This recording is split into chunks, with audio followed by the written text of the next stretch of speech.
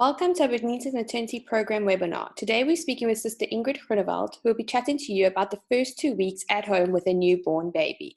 Welcome, Sister Ingrid. Thank you very much. I'm really happy to be with you. You can just see I am not on mute, so that's good. Okay, so I'm really happy to be with you here today, and this is also a topic very dear to my heart, you know, these first couple of days, first couple of weeks with your new baby. So first of all, I have to also introduce you to my baby. This is my baby, Erica. She has been with me for many, many years. I think I was about 4 years old when I got her, and she's still with me doing all sorts of things now at this time in my life. Okay, so the first 2 weeks can be, for many people, can be extremely stressful time. And one has to remember a lot of changes are taking place. And we have to actually step back and say, you know, there's not just a lot of changes for you, but also for your baby. Okay, so we will talk about the first couple of days and then up to the first 2 weeks at home, what you can expect and what can you do to make your life easier. I suppose most of you are still pregnant, so this is a good idea to prepare for this time period and also know what's normal. And then also for those of you who are actually in this time period, to know that, you know, it will, you know, these 2 weeks are actually in actual fact really a special time. It can be very stressful if you don't know what you're doing, but I can tell you most people feel like they don't know what they're doing. Okay, so let's just see when babies are born. So most of your babies are probably going to be born in hospital. Here and there you might have somebody who's going to have a home birth, but let's assume you're going to have your baby in hospital. Most people are, or most new moms are discharged from hospital from about, let's say, 2-3 days after birth. If you have a natural birth, it's usually 1 or 2 days. With a cesarean, it's sometimes 2 to 3 days after birth. So let's say it's about 3 days that you've been in hospital for 2 or 3 days, and now you're sent home. So a lot of things actually happen on this third day, and that actually just tells you also what you can expect. So the first thing that you're going to find on your third day, you are actually sent home. So then what often happens is people feel like they're leaving the security of a hospital. At least you have a little bell that you can press if you don't know what you're doing or how to change a nappy or how to feed your baby. There's somebody that you can call, and now suddenly you are sent off into the big wide world with your newborn. Okay, so for many new mothers, this is quite scary. Okay, so that's the first thing, that you send off going home. And then the next thing is that if you look at your baby, you actually think, yes, like, you know, is this baby turning yellow or what is going on? Now, that is also quite common, that most newborns actually develop something that we call baby jaundice. Okay, so that is not jaundice like you have jaundice if you're sick. You know, and you develop jaundice, that's a very different situation. With baby jaundice, this is more a liver, you know, that the liver needs some time to fully mature, or in actual fact that suddenly has a lot of work to do, where in pregnancy, your liver, you actually did all the work for the baby. And once the cord is cut, the liver has to start functioning. It's almost like a filter system in your body. That's what your liver is doing. And then sometimes there's a lot of work at once. So on the third day after birth, babies start to appear to look a bit yellowish, you know. So you might think, okay, suddenly you think, is your baby yellow? It looks like that, and you turn around and there's a different kind of light coming onto your baby, and then you think, no, suddenly your baby looks pink again. And this is what often happens, is that you're not quite sure. But now that is also quite normal, and just by knowing the best that you can do for jaundice, and you'll probably still go home even though baby is slightly jaundice looking. If a baby's alert and actively awake and feeds well and also has lots of poos, that will help this jaundice. Okay, so this is definitely something that you might experience from the first 2 weeks, that you will have a little bit of a jaundice looking baby. What you can do at home for the jaundice is to actually place your baby in the sun on a regular basis. So somewhere in the morning and somewhere in the afternoon, you undress your baby up to without clothes on. You can even take the nappy off, put your baby in the sun, and, you know, in your room is fine where the sun comes in nicely, and then you can actually also sit and tan your boobs. Okay, so that is really good to actually also do, and then you also feel the strength of the sun. Okay, so that is something that you might experience on the third day, is that you might, first of all, you send home. you notice your baby starting to look a little bit jaundiced, and then you're stressing about that. And then also another thing that happens is that suddenly you realize that, hang on, what happens to my boobs? My boobs are starting to feel really full, okay? And this is also on the 3rd day where the milk volume increases quite dramatically. So initially, the baby only gets colostrum, which is also milk, and it's very strong, concentrated milk, because your baby's stomach right after birth is about the size of your fist. If I do, not your thumb, half a thumb. So this is really small little stomach, so there's not a lot of space for the milk to be stored. So the concentration of milk, the milk is so concentrated for the first couple of days so that the baby doesn't need all the storage space. And on the 3rd day, what happens is that suddenly the colostrum becomes mixed in with mature breast milk. So then the volume increases dramatically, where suddenly you feel like really, you have a cleavage even where you didn't have a cleavage before, and they start to become really hard. This is something that you can expect on the 3rd day, more or less. Some people on day 2, some people on day 4, but I would say roughly on the 3rd day. And here, if you're at home or if you're at hospital, this is the time you wake your baby. You want to feed your baby frequently. The more you feed your baby, the more you're draining that, and you never get to this situation where the boobs are extremely full and very, very uncomfortable. Okay, so you can side skip that. So people, for those people that tell you that you will have pain if you're breastfeeding and you will have really full, hard, uncomfortable boobs, I'm telling you today, you don't have to have that. Okay, if you from the beginning just feed your baby, latch your baby correctly, and then also the minute that you start noticing your breasts are getting fuller and fuller, where there's a change taking place, this is the time you actually wake your baby every 2 hours. You undress your baby, you change the nappy, you start talking to baby, you pick your baby up, anything to wake your baby, okay, so that you can actually put your baby onto the breast. It's just for a day or so, and then that settles. Okay, so that is another thing that will happen on the 3rd day. And the last thing I want to point out on the 3rd day, what will happen is that your endorphin levels, now endorphins are hormones, okay, these are the hormones that you have when you are exercising a lot. In pregnancy, you have higher endorphin levels, and then once you are in labor, the endorphin levels are through the roof. You have a lot of endorphin levels. And what happens is from the time that baby's born, you will actually start noticing, or well, you won't notice, but what happens in your body is that these endorphin levels become less and less and less, okay? And on the 3rd day after your baby's born, the endorphin levels are back to what they were before the pregnancy.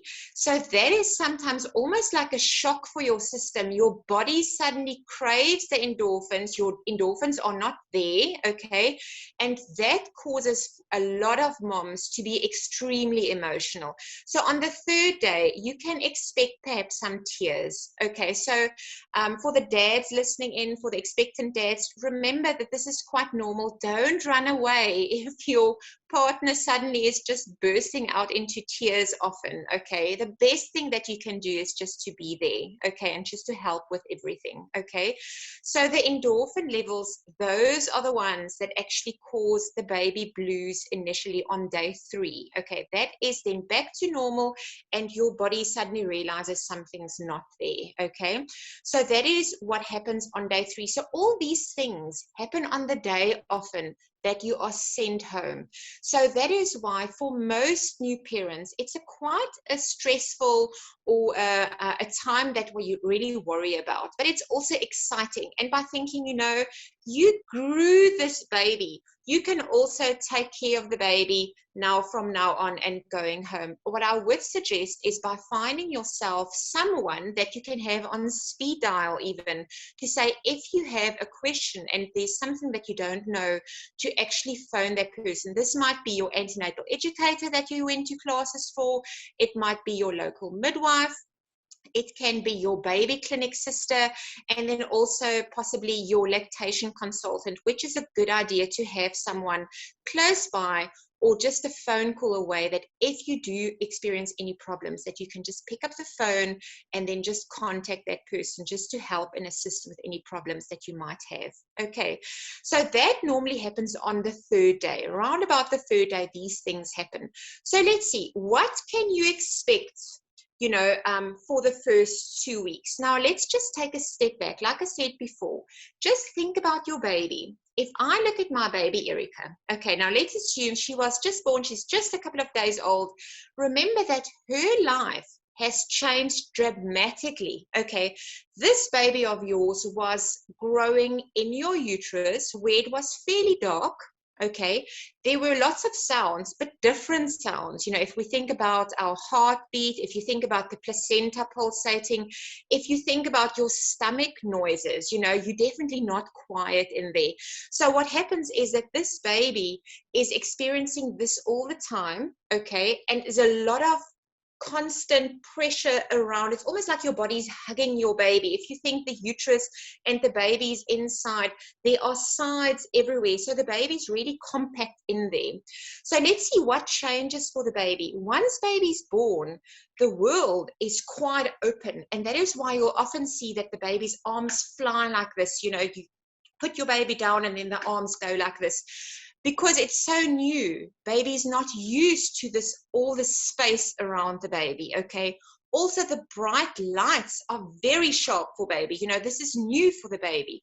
And then also any kind of noises. Look, the baby did hear before, but it's a different kind of hearing if the baby is outside. Okay, so lots of noises that the baby is hearing. And then, so that's the one thing that one must remember. Your baby cannot be spoiled. Well, the best thing that you can do is actually to pick up your baby. If your baby's awake, to respond to your baby, to feed your baby, to cuddle your baby. You cannot hold your baby enough. Okay, so don't listen to anybody telling you that this is wrong. Okay, don't listen to and say that you cannot, your baby has to basically lie on its own. You know, you must not, it's too much to pick up the baby. That is really wrong. It is new for the baby. So it's really a good thing to actually, for the baby to feel that mommy is there. Okay, mommy or daddy is there. So they're there to actually cuddle and pick up the baby. Okay, so lots of talking and so on. So you cannot spoil the baby. So what can you expect with your baby further? Now I have here, I just want to show you, this is a cord clamp. Okay, so you might have seen other babies that once babies are born, they've got a little cord. That's where the cord was attached from the baby to the placenta, where it's cut off and it's about 2 to 3 centimeters long. And then obviously at the top, it has a cord clamp. So the little, you know, the cord is like this, and there's a clamp on it. So that is attached to the baby's umbilical button. Okay, so that is something that a lot of people never really think about before. You can expect that this is going to stay on for about, let's say, 7 to 10 days after birth, and you have to basically just make sure, you know, this actually dries out nicely, and it normally does. We have found that whether you clean it with surgical spirits or with salt water, or even if you do nothing, the same thing happens, it falls off. That's why the recommendation now for the cord is to not really worry too much about it. You just try to keep it clean, or you basically keep it dry. So you would need to undress the baby often, put the baby in the sun. That helps for the jaundice anyway, but then also the sun is actually, and some fresh air on the cord itself, and it dries out. Usually a day or so after birth, the cord itself becomes really hard and dry, and that almost looks like, I often say it looks like chili bites, you know, these biltong bites. So you're never going to eat biltong again without thinking about your baby, you know, the cord itself. So that will need to just dry out completely, and then one day you're just going to open the nappy, and then this thing is lying, it's obviously going to be closed like this, and it's just going to be separate from the baby, and the cord is attached to it, so it's just going to be fallen off. Okay, so this is what you can expect, that you will have a baby with a cord that you have to just check. Okay, so don't worry too much about the cleaning. No need for extra cleaning unless there is a bit of a smell or there's a little bit of infection. then you have to clean it. But in most cases, that is not necessary. It will just dry out on its own. Okay, so what is the next thing that you can expect? Another thing that I brought a nappy. So I just want to show you, or just tell you that, you know, you will use a lot of nappies. So some of you might use disposable nappies, some of you might use cloth nappies, but whatever you're using, remember that for the first couple of weeks, you will change a lot of nappies. And perhaps the first couple of nappies that you're changing will be very new. You won't know what you're doing, how to correctly fasten, and so on. But this is something over time that becomes so easy, okay, because you're going to do it so often. Now, to tell you more or less, is that normally for newborns, or, you know, for the first 2 weeks, by the end of the second week, you'll probably have about 5-6 dirty nappies in 24 hours, and the same thing goes for wet nappies. So some of them are at the same time, and some of them are like separate. So it's likely that you need to sometimes change the nappy up to 10 times in 24 hours. So you can understand that you change a lot of nappies, okay?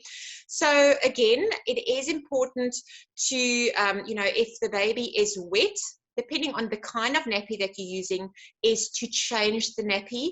But often, if it is a nappy that really absorbs the urine quite nicely, you don't have to change a nappy every time.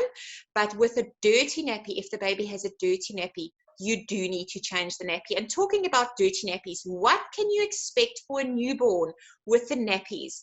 So some of you have already seen a newborn's dirty, you know, nappy, or the stool of a baby, you know, of a newborn, and that is really a very black color, tar-looking color, and that is basically the amniotic fluid that the baby was swallowing while your baby was in the uterus, which is quite normal, okay? But the stomach never works. It just stays in the body, and then once the baby is born, that is the time that you're going to start noticing that the baby's actually pushing this black stool out, okay?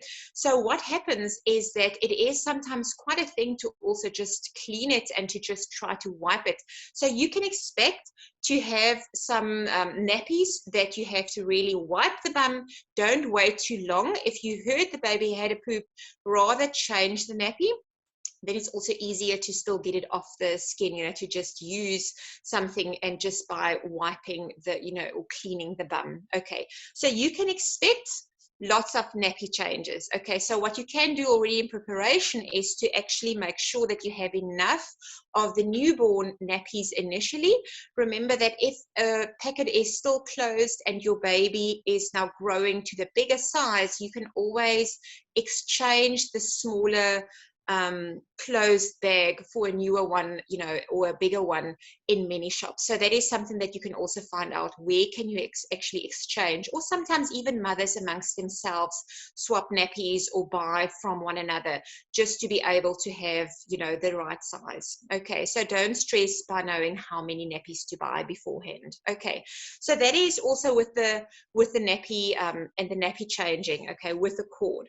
So the next thing that I would say that you can expect is that you're going to expect that your baby has wins. Okay, so this is where your baby is really sometimes uncomfortable and sometimes spits up even after feeds. And it's important to remember that your baby is, in actual fact, every time that your baby is feeding, you know, and this is especially on the 3rd, 4th day where the volume becomes a lot more, your body actually, and it happens to us as well, that if you have anything in your stomach, or the baby has milk in the stomach, that absorption process that actually takes that into the body, that causes a gas release, okay? And that then causes the wins, okay? So the most wins that a baby has is actually formed in the stomach. It's not always a win that is swallowed, okay? So it can happen, but a lot of them actually form in the stomach. And it's important to remember, you have to try to wind a baby, to burp a baby. And how to do that is that you basically just have your baby on, you know, the head. Obviously this baby is quite strong, But your newborn baby, you need to support the head. So by resting the head on your arm or the hand like this, and you can basically just like rub your baby or pat your baby, or even over the shoulder, and you can do this. And this is where you're going to find what works for you. But normally after feeding, you would need to check, is there a wind? And in most cases, if you open the mouth and you see the tongue is at the top, you know, that is often a sign of, yes, your baby has a wind. Okay, so then you have to wind your baby. Okay, so you will expect that you will perhaps the first 2, 3, 4 days, not so much, but then suddenly you will need to start burping the baby, okay, because otherwise the baby becomes really uncomfortable, okay. Then, you know, if we think about burping baby, and even with feeds at night, I would even then say, you know, try to always burp the baby, or even try to pick up the baby and then see if that's not going to help. Sometimes just by picking up baby, then the wind comes out. Okay. Another thing that I want to just point out is that if we think, if this is now the newborn, and the stomach sits here and the milk runs into the stomach while you are feeding, if you think about it, at the top part of the stomach is a little sphincter. It's like a little door. And what happens is that when you swallow and the milk starts running in, it goes and it fills up the stomach, okay? If you have a baby who's completely flat, either with a feed or directly after a feed, the milk that is in the stomach runs easily to the top part of the stomach, to that sphincter, and there's a lot of pressure there, and that can sometimes cause it to open, and then sometimes they can vomit out, or they can just almost get like heartburn. So a lot of babies are a little bit uncomfortable, and this is what a lot of people call reflux, okay? So most babies have a little bit of that, and trying to counteract that would be to say, always remember, try to keep the shoulders higher than the bum, because if your baby's in this position, if you're feeding your baby in this position, or after feed you're holding your baby upright for a while, and even if you put your baby down to sleep, if you have it, if the head or the shoulders are slightly raised, the baby is at an angle, and what actually happens is that the milk runs to the lower end, and that actually helps that there's less pressure at the top, and this helps for a more comfortable baby. Okay, so less pressure at the top, so not this feeling of wanting to vomit or the heartburn that babies sometimes get. So keep baby more in a little bit more in an upright position. Okay, the next thing that you can expect is, what about bathing for the first 2 weeks? Okay, so the first 2 weeks, I would really say, don't stress too much about bathing. Your baby is not really dirty. Okay, you can just top and tail the baby with wiping the baby if it's causing so much stress to think about the bath, because most babies don't like it initially. They really scream, they're cold.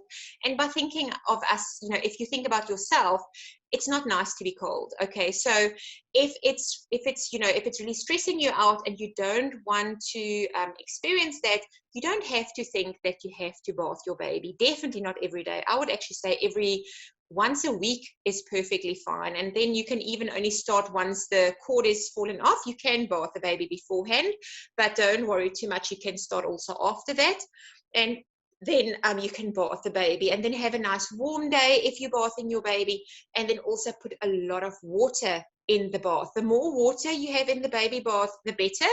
Think about yourself. If you have to sit in water that is just this deep and just your bum sits in the water, it's not nice. It's also not nice for your baby. Okay, so think about yourself always. What would you enjoy?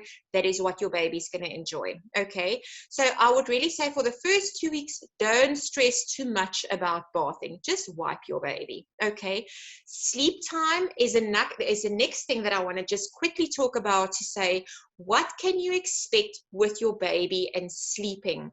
Newborns do sleep quite a bit. You know, they feed and then they sleep, and then they feed and then they sleep. And then obviously the sleep time is different. Sometimes it's half an hour later that your baby wakes up and wants to feed again, and sometimes it's 3 hours later.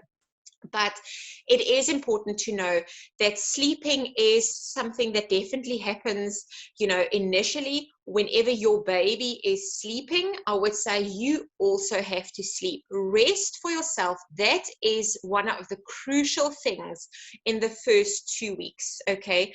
Because the more rested you are, the better you feel and the more you can actually manage with everything and being a new mom. It's the moms that are exhausted, that feel that they can't sleep, they can't sleep because baby is constantly awake, or perhaps you try to do all sorts of other things at the same time when your baby's sleeping, and that basically causes for exhaustion eventually, and this is where people later feel they're not coping. Okay, so your own sleep is very important. So when your baby is sleeping, you have to sleep or you have to rest. Okay, so that is very, very important. And then another thing is by thinking, okay, now what can you expect with crying babies? And that is another thing that also one has to remember, that your baby cannot talk. Okay, your baby cannot communicate like I am communicating with you now. The way that babies communicate is by making sounds, and those sounds become little cries and eventually little screams, and later on hysterical screams. And that is a way for your baby to communicate with you. The trick is really to not stress too much about the crying, but to respond to your baby. So if your baby is crying, your baby in actual fact is calling you. Okay, so then you go and you pick up your baby and then you try to calm your baby, and then obviously you see what the problem is. Mostly babies are hungry when they wake up. Okay, so it's very likely that your baby's hungry, or perhaps the nappy is dirty or very wet. That might the baby might be uncomfortable from that, or the baby might have a wind and is uncomfortable. So those are the kind of things that you have to basically respond to. Now, what can you do and how can you calm a crying baby? And that is by, first of all, by picking your baby up. Okay, and you can see I support the head if I hold my baby, and then also the shh, shh, shh, shh, shh, shh, shh. This rhythm with the shh, shh, shh helps a lot. Okay, so just by doing this shush, shush sound, okay, the rhythm, the exercise ball, if you have one. If you don't have an exercise ball, I would really say that might be a good idea to get, because if you're sitting on one and you bouncing with your baby, it's very soothing. Okay, so that is what you can do to also then soothe your baby. Another thing is to swaddle your baby, and that is where you put your baby in a blanket and you fold the blanket really tight around the shoulders and the arms, so that the baby feels very secure, because remember, your baby is used to that feeling. So in situations where you're really battling with a baby that's crying, swaddle your baby and then shush your baby with rhythm. That often does the trick. Okay, so that is something that you can expect. You will, very likely have your baby crying at some point, making sounds that she's in actual fact calling you. Okay, and then also just the last thing that I want to mention here is what you can expect of yourself is that you will have vaginal bleeding initially, and that is really for the first couple of days. It's more like a heavy period for the first 2-3 days, and then it becomes less, and eventually it's just going to be spotting here and there. So that is why you would need maternity pads also for the first couple of days, and then later on just panty liners, that I would say that is important. Okay, so those are the things that you can expect for the first 2 weeks with your baby. Now, I just quickly want to run through some things to say, what can you do for yourself? Okay, what can you do to try to cope better in these 2 weeks? And the first thing again here is sleep. That is the number one thing, is sleep and rest. When your baby is sleeping, when your baby is resting, also rest, okay, because you don't know how tonight is going to go. Okay, so that is why you have to rest, to try to keep your energy level up, and then also just to feel that you are coping. Okay, the next thing I would say is by making sure that you can also take some breaks. And then sometimes I find that moms find that they're not allowed to take breaks, but you are. If you have your partner there, or your mother, the grandmother's there, it is perfectly fine that directly after that you fed your baby to say, okay, I'm just going to walk around the block quickly. And then just by doing that, just get out the house, even if it's just for 2 minutes. This taking a break is in actual fact really good for your mental health as well. Okay, so that is very good to actually do.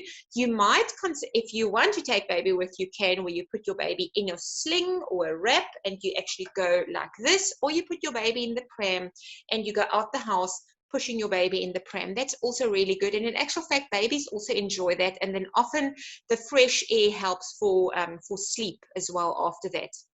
The next thing that I would say is get the dad really involved. And I find that most dads are quite involved nowadays, changing nappies and all sorts of things, which is great. The more a dad is involved in the child's life in the first couple of days, first couple of weeks, research has actually shown the better the relationship long term. So get the dads involved, let your partner also change the nappy, bath the baby, and just generally be there, with the baby. Okay.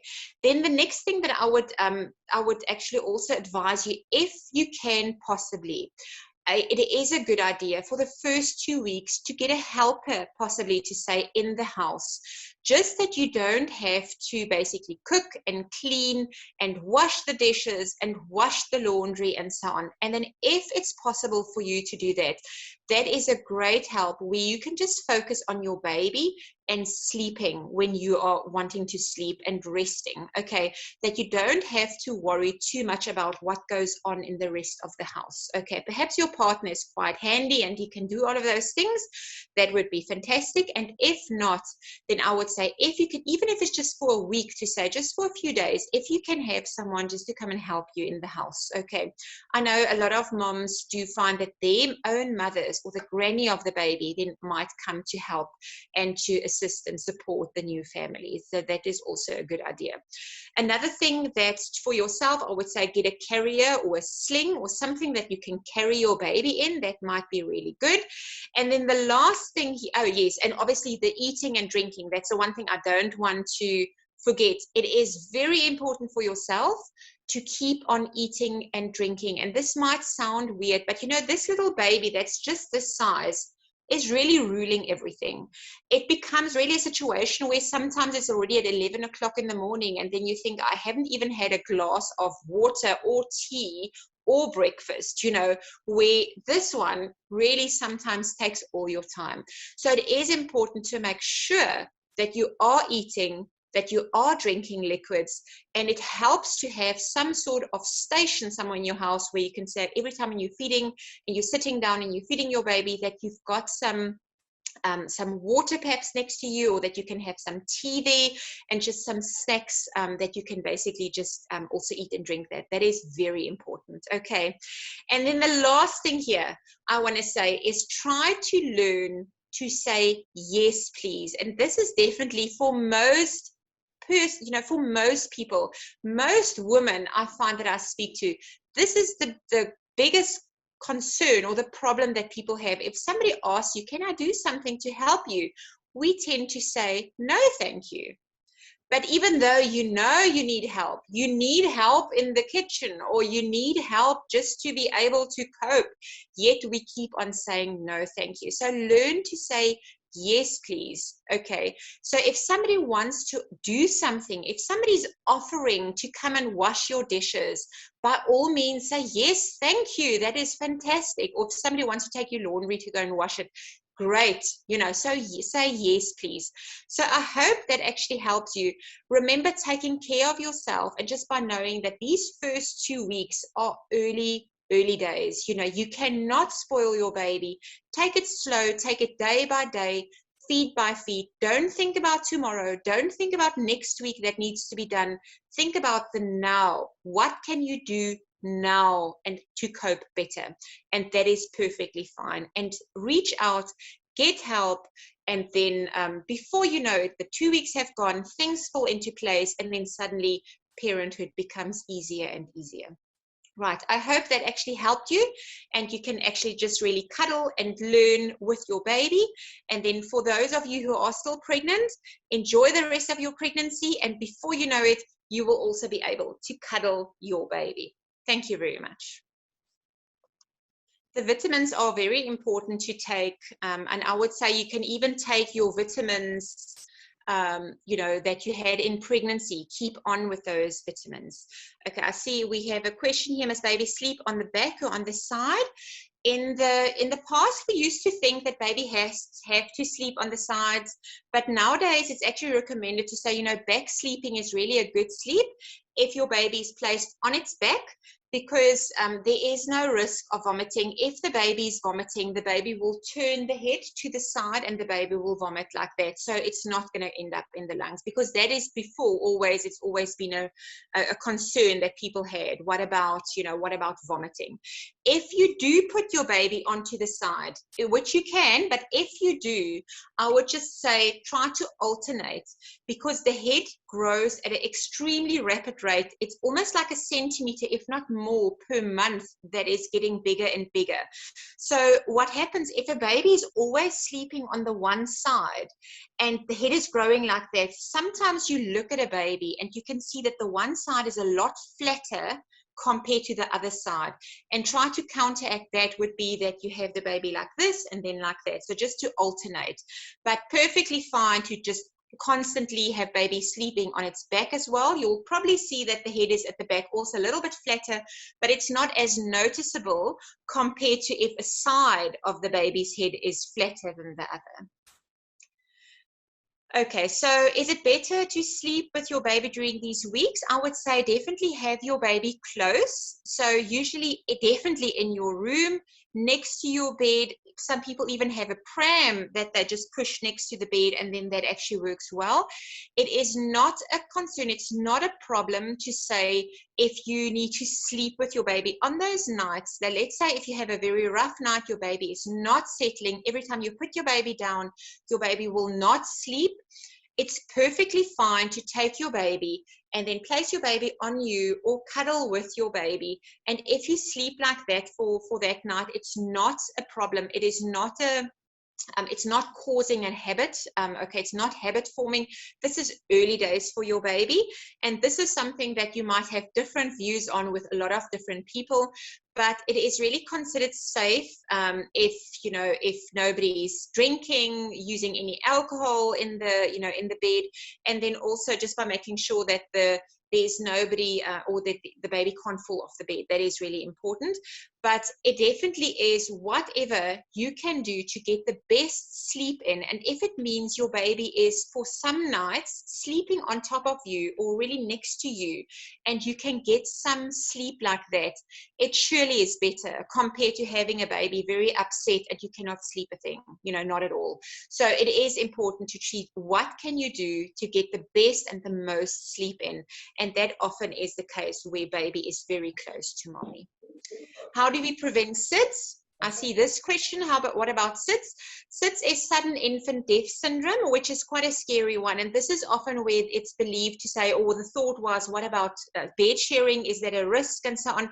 And again, if you have a healthy bed sharing relationship in the sense that there are no extra lots of pillows lying around, it is a firm mattress. It's not a water mattress, or I don't know who has a water mattress, but it's not a water mattress, then that is actually considered fairly, that it's okay. And then also if there's a lot of space in the bed, then one can actually sleep. You can have your baby next to you, and that is perfectly fine. The SIDS, there are lots of things, it's a unexplained death in the sense that they can't really pinpoint exactly what the problem was, but they often think that this is where the tummy sleep might be a concern. So that is why back sleeping is better. Don't have your baby sleep on the tummy. And then they have looked at all sorts of different things, like if somebody was smoking, or in what position was baby, or in what was it, room temperature, things like that, that they looked at. And obviously also a very hot room, like a very, very warm room, is not great. So most babies actually sleep really good just under 20 degrees, so which we often think is cold, but this is actually a really good temperature for baby. So SIDS is a whole topic on its own. But, I think if you also, something that's quite interesting that I might just mention here is that if you are breastfeeding your baby, the possibility of SIDS is very, very low. And that is another big plus for breastfeeding. And really the reason for that is because for a breastfed baby, they never enter this very deep sleep. So they sleep, but they don't go into this very deep sleep, so that if your baby's in a position that your baby can't actually breathe properly, let's say if there's something in the way, your baby will wake up. And that is sometimes a concern, that babies who are on formula it's a very heavy thing. Babies go into a very deep sleep sometimes, and that they think might be a concern. But SIDS is quite a scary kind of topic, but perhaps it is a topic that we can discuss at some point. Okay, so are there any other questions that you have? Now is your time.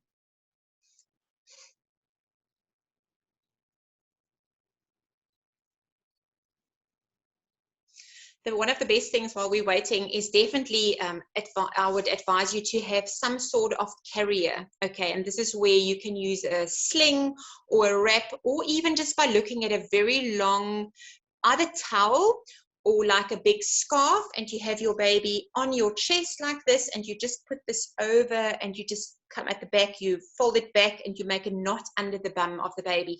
That is where your baby is really secure on you, and you can walk around, and baby is really also very happy. So for those babies who don't want to be put down, and that is also something that you might experience. Sometimes the first 2 weeks, they're actually fairly good. They sleep a lot.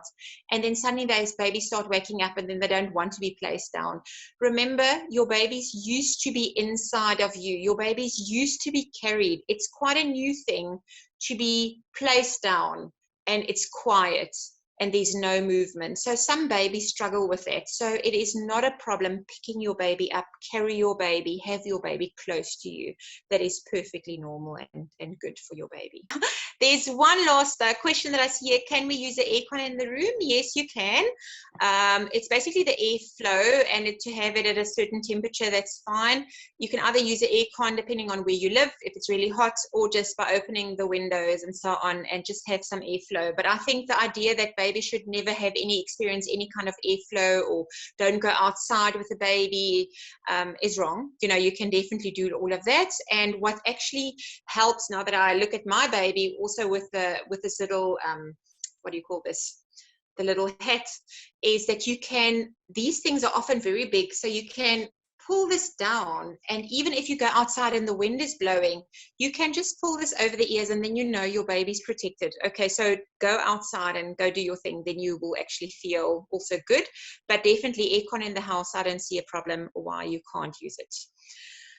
Okay, is it advised to breastfeed and introduce formula during these weeks? I always just basically go for exclusive breastfeeding is ideal if you possibly can, and that is why it's a good idea to educate yourself with the best knowledge, with evidence-based research. Go for some classes, get a lactation consultant somewhere who you can talk to or attend or listen to. A lot of these, we have done quite a few of the breastfeeding things, so perhaps go back and listen to these breastfeeding things, because the more you know about it, the more likely it is that you won't have any problems. And if you have problems, is to actually deal with the problems and see someone to actually correct those problems, because most problems can be helped. So the longer that the baby actually gets exclusively just breast milk, the better for the baby. Okay, so there's a very different advantage to that, with a specific pH that is balanced in the baby.